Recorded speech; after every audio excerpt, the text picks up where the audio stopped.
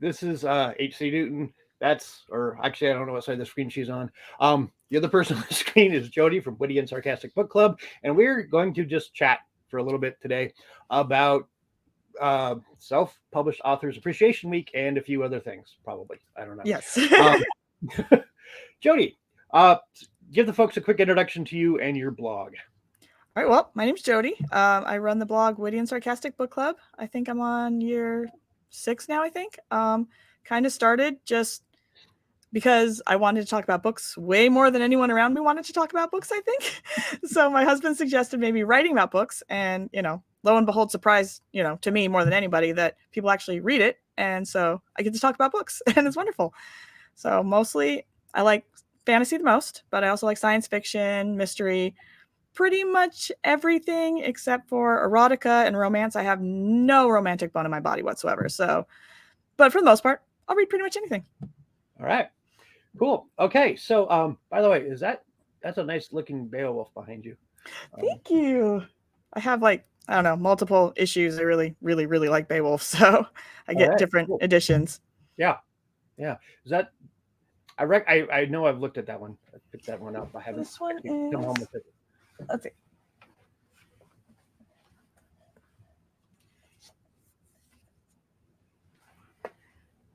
Of course you're wearing a Dragonlance shirt because of course I am. Of course. So this one, it's illustrated by John Howe. He did the concept art for the creatures in the Lord of the Rings movies.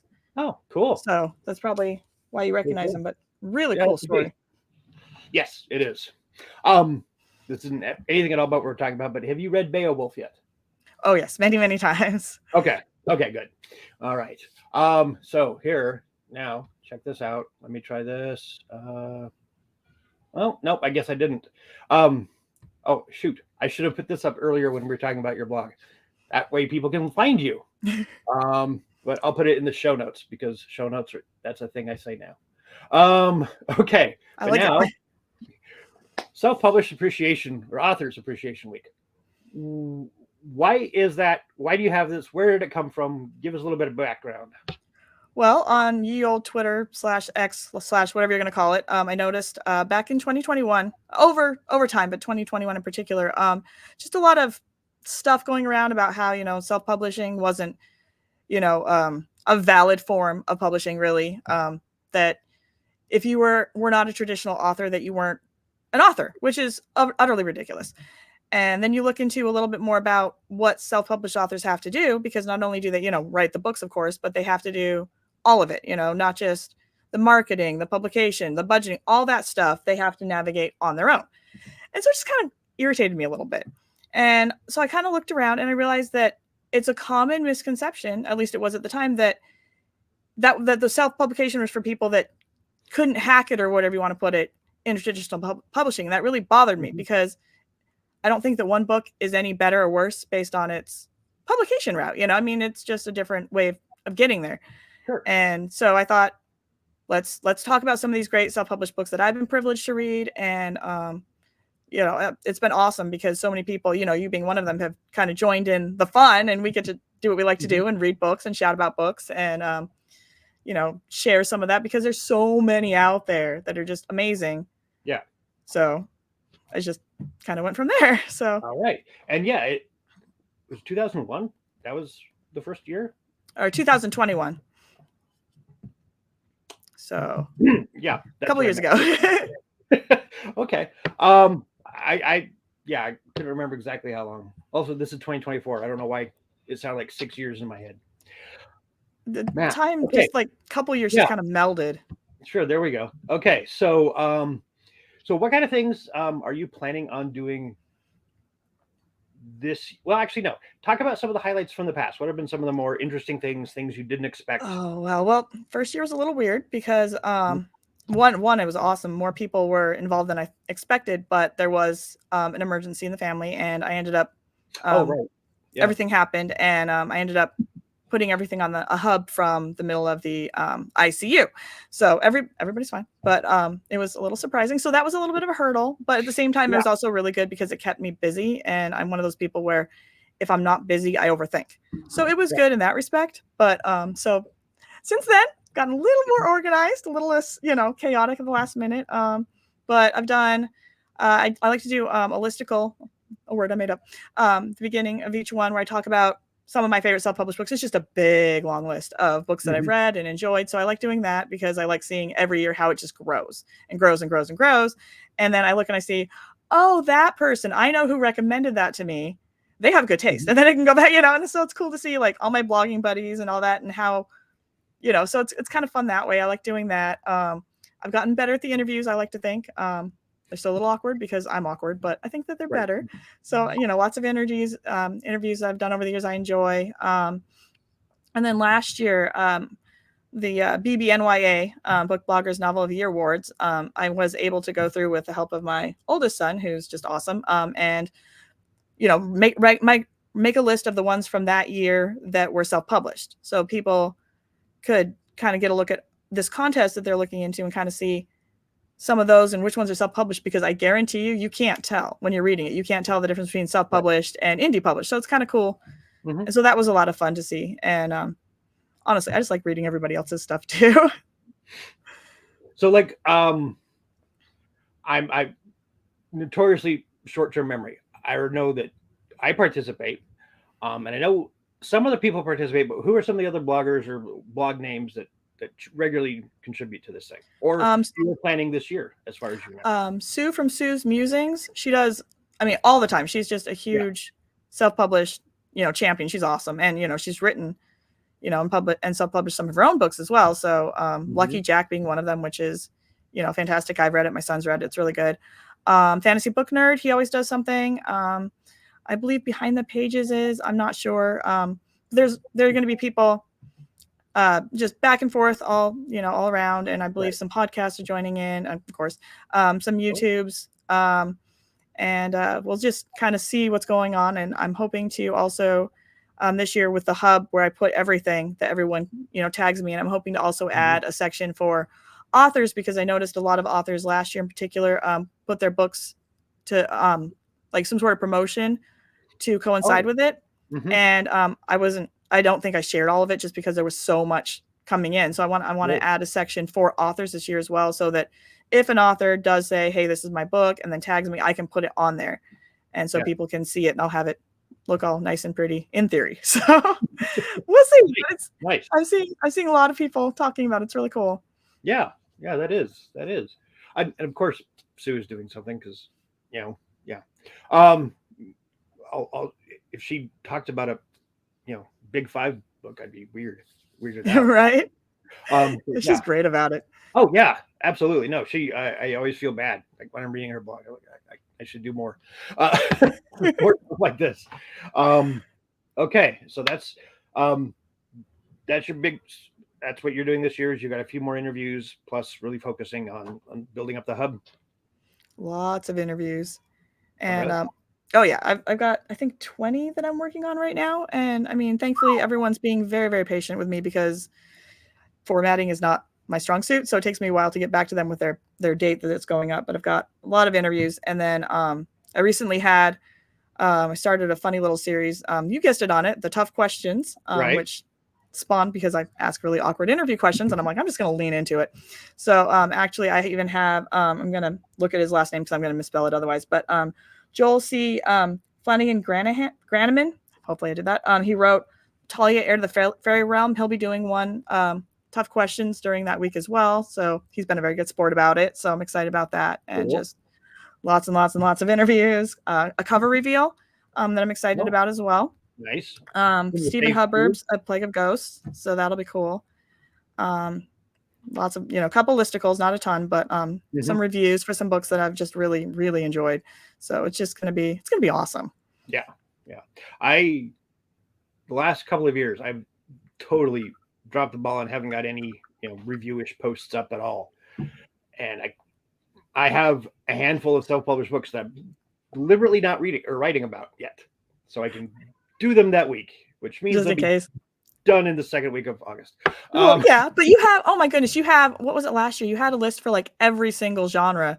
Oh yeah. It was amazing. Yeah. I was Yeah. I was so impressed. I was like, wow. Yeah. I've done that the last 2 years, and I need to go update those. And then this year, last year I did interviews about self-publishing, and that took a lot out of me. 20 interviews.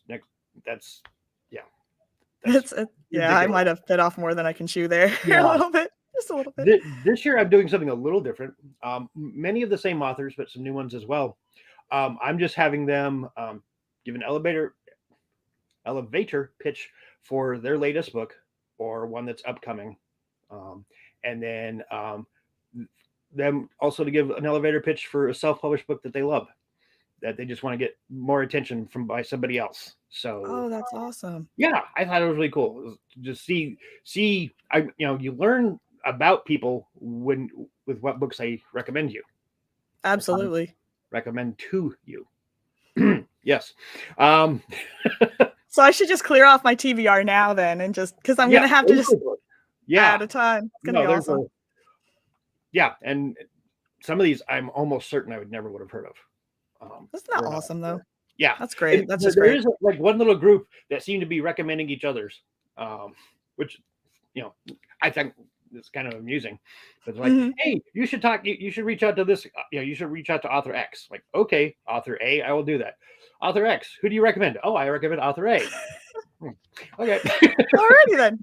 Well, as long as it's not all just one person just kind of passing themselves back. I think we're good. And then I can actually see why they are recommending each other stuff, but still I was like, I just want to assure people it's no collusion. I received no money for this. Okay, let's see. So not necessarily from this year, but just looking back over the past 6 or whatever years since you started blogging, what were some of the self-published books that really stand out to you, or what was the thing that made you think, what, maybe self-publishing isn't the train wreck I've always thought it was?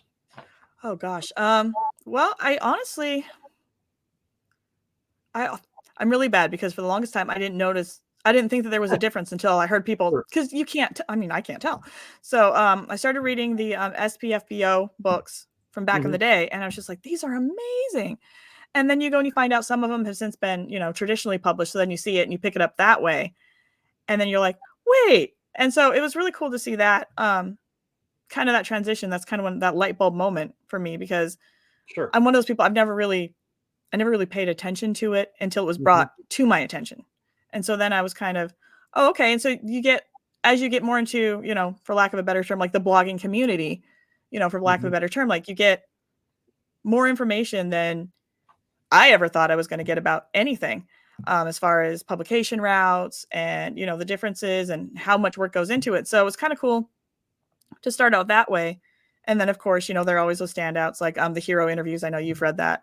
Loved that one. I love the footnotes. I can't even think about it without smiling. Just all the pop culture references and the tongue in cheek. And I like clever humor. So I really like that one quite a bit. And, anything by Sean Gibson. I read the Camelot Shadow that was self-published. Some of his stuff isn't, but, and I was just so surprised because it was so different. It's like one of those authors where he's just like Quinn Bielson, where you go and you read it and you're like, okay, he writes comedic fantasy. And then you read something else and you're like, that's not comedic fantasy. And then you read something else and you're like, that is as far away. And it's just amazing to see like the versatility of it. And I've loved all of it. I mean, everything of his that I've read, I've just loved. But the Camelot Shadow was almost like kind of a little bit of an academic thriller. I want to say dark academia, but it's not, because dark academia I've learned is I just don't care for it. So it's not that. But I don't do, the romantic tension or whatever. It's not my thing. So it's not that, but it's got like kind of that academic vibe to it. And of course you have to also have, magical swords and that, but it's fantastic. Yeah. So I really enjoy that one. Quinn Bielson's another one I really liked. I'm reading The Tales of Lunas Aquaria by Tessa. I'm going to get her last name wrong. I wrote it down. Hastayanto, I believe it is. And she's got a book in BBNYA this year, I believe, and it's fabulous. It's such a great. It reads like a fairy tale, but it's a bunch of little kind of almost vignettes, and it's beautifully written. And I'm enjoying the heck out of that right now. So in theory, I'll finish it in time to write a review. We'll see, but maybe. Well, what about you though? Coming up in a couple of weeks myself.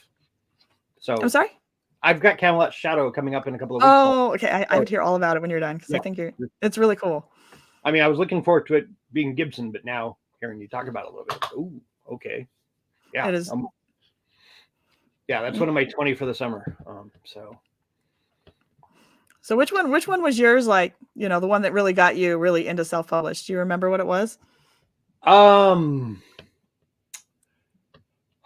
honestly, I don't remember which one, but I had been blogging for like maybe 4 or 5 months, and I get my first email from a publicist with a list of like 20 books. Like, would you like to read and or interview the authors with these things? I'm like, this is a thing people do? Right. I didn't know. Cool. And I picked out, I don't know, 5 or 6 of them. And most of them are really good. At least most of the books. I interviewed a couple of the authors and I didn't get around to reading their books for various reasons, time and whatever, but still bought a couple of them. But yeah, it was one of those and they're like, because my whole life, self-publishing, that, vanity publishing is what that was, someone who couldn't hack it or, just spent the money to do it themselves. And I just remember people looking down on it, and I do know that there's been thanks to Kindles and stuff like that, there's been a culture shift. But yeah, it was somewhere in that first bunch of books. There was one called No Problem, Mr. Walt. That's the only title I remember off the top of my head, by Walt Hickman. He he ran some sort of business in California or whatever, and always dreamt of building a Chinese junk. He was just fascinated with it. And I don't think he actually ended up building one. I think he bought one, brought it across the Pacific. Actually, no, he got it all fixed up. He was there in China overseeing the remodeling and construction, stuff like that. And they shipped it home and he used it as a houseboat for like a decade. There was just something about his writing on that. I was like, this ain't bad, man. He actually sent me a paperback. It's down on my, like, these are like, prized bookshelf. And so, yeah, I don't remember any of the others by title. I kind of remember some vibes, and some of them weren't fantastic, but they weren't bad. They weren't like, once I realized this is self-published, okay, maybe I'll start looking at more. And then you do get the people, like Andy Weir, who take the jump, right? And I think didn't Thomas Baldry recently do it as well? With, Legends and Lattes, I believe it was. Yeah, and as well he should, because he deserves all the money he can get thrown at for those. They're great. Yeah. Okay. All right. Well, we've covered our extensive outline. Anything else you want to plug? Anything else you want to say? Or anything? Oh, wow. I'm really bad at talking, but I've got some stuff coming up that I'm excited about. Just usual stuff. I was going to actually hassle you about it coming up eventually, but I want to do. I don't know if you remember. I did a kind of like a round table type discussion about the hero's journey. Pulled a bunch of bloggers in, and I think I want to do more with that. I had a lot of fun, not necessarily with the hero's journey, but just kind of that conversation idea in general. So I'm going to see, I've got some ideas that I'm noodling around with in my head, seeing if they're actually an idea, or if it's just one of those, I was awake at 3 a.m. and it seemed like a really good idea at the time kind of moment, because I have those too. But so I'm hoping to kind of, get the nudge out there and see if there are other book bloggers that would want to be involved and kind of have like that conversation sort of format, which is strange in writing, but I think we pulled it off. So I read that a couple of times. I appreciated that one. Yeah. I think it'd be fun to kind of do something like that because people have the coolest perspectives. And, you know, they say these things and I'm like, I never would have thought of that. And then it makes me think of something. And then, you know, I say something and someone else says, oh, I never would have thought of that. And the next thing you know, you've got this really cool conversation going. And by the end, your perspective is completely broadened or shifted. And I just, I like learning if I don't have to learn. So that's always fun. So.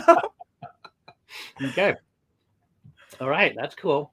That'd be cool. And for folks who haven't done that, read that one, I will dig up that and put the links in the show notes because that was a really cool little thing. That must have been a nightmare to try to format and try to like conduct all those different voices. It wasn't too bad to set it up because I just did it in a Google Docs and I just had everybody kind of contribute when they were able, and then they would kind of jump into whatever question. But editing it was a little difficult because that's just not my strong suit, and I wanted to include all of it because I thought it was great. So, you know, but then you have like this, you know, 7 pages, and I'm going, maybe I should cut that down a little bit. But so that was probably the hardest part, just because I enjoyed it so much. And you know, I'm sure somebody on there was going, Jodie doesn't know what she's talking about, which is always a very strong possibility. But I'm sure somebody on there was going, what is she talking about? This isn't right. So whoever that was, don't say anything. But it was a lot of fun. I really enjoyed it. So okay, cool. And then just you continue to ask tough questions to some people, and then other people you let off with the lighter stuff. You don't put quite so much pressure on them. Right. Ease or something. Okay, and then cover reveals, and of course all your reviews. Is your son going to have some more coming up, or is he off on his own now? He's like, you know what, I'm done with this. He did right. Well, he does it for school. I homeschool him, so he gets to kind of. It's good for him because if there's a book he's really not enjoying, I'm like, okay, and we can stop. It's not like, well, you have to power through it anyway. But I love talking to him about what he reads because usually I've read it too. And so he has the funnest ideas. He wrote one recently about Hamlet that I'm begging him to let me put on the blog. I think he's finally come around. Some of them he doesn't feel great about, but oh my goodness, the stuff he came up with. And it's brilliant, but it's written in his voice, which is just so unique and so creative and so funny. And so I'm hoping he'll let me, you know, share that one. I'm kind of giving him the nudge, you know, give him a little bit of extra confidence because he really is. I mean, he's a great writer. He's a better writer than I am. So like quite a bit. So I'm not going to weigh in on that, but I really enjoy his stuff. Very, very talented. Very talented. I'll have to tell him you said that because it really, he just blows me away. You know, and of course everybody says that a little bit about their kids, I would assume, but you know, there is some intellectual obligation. Yes. Yeah, a little bit, but I mean, you know, he has strengths and his weaknesses, and writing is definitely one of his strengths. So it's cool to see. So I'm hoping that I can. And my youngest, I'm trying to get him to get to that point where he wants to do that. He's still in the, you know, guided book review stage where, you know, you've got the little template. And so he's getting there, but he is writing his own book series that he's.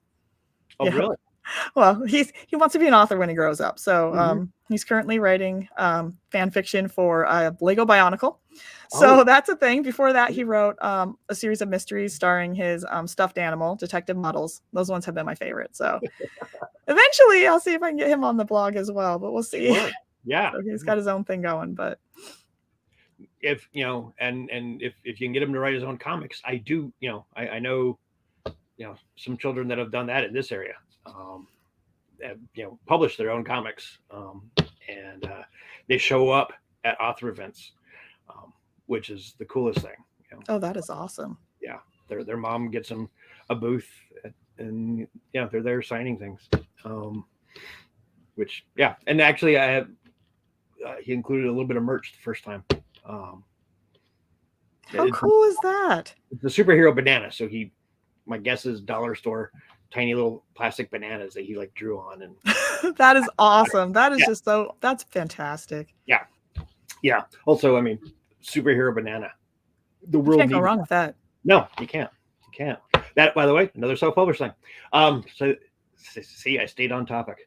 You did. You did better than me. So I'm just all over the place. All right. Well, thanks for your time. I'm gonna hit end recording. Oh, everyone, again, go check out Self-Published Authors Appreciation Week at Witty and Sarcastic Bookblog, coming up July 17th, right? No, July 22nd. July 21st through the 27th. Yes, what she said. I knew I should have written that down. It goes, yeah, the end of the month. The end of the month. Witty and Sarcastic Book Club every day, and when the week starts, you'll see it then. All right.